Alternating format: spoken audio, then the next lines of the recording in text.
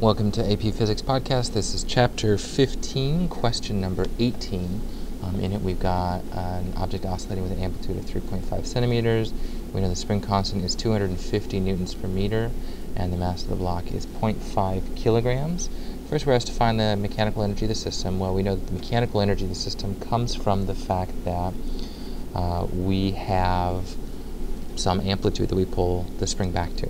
So we pull the spring, and it goes to some distance here, distance amplitude. It's our maximum stretching distance, so this is where our E max occurs, or E total.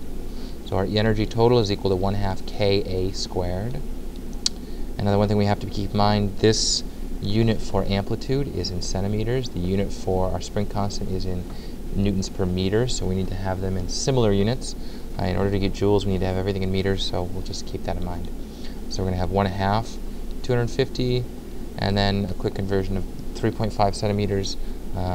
Rather than worrying about the decimal places, we can just say it's 3.5 times 10 to the negative second squared. When you do that, you end up getting 0.153 joules of total energy. The maximum speed of the block occurs, we have two ways that we can do this. I'm going to show you the way that we just did it up above, that V max is equal to A times omega. If we do that, our A is, again, equal to 3.5 times 10 to the negative second, but again, in this case, we didn't necessarily have to put it in meters, but it makes it a little bit easier because omega, remember, is equal to the square root of K over M. When you do that, this is in meters on top, so 250, and our mass is 0.5 kilograms. So we end up having our omega equal to 22.4 radians per second. So we plug that in, 22.4, and we end up with a Vmax of 0.784. And that's in meters per second because we changed this to meters here.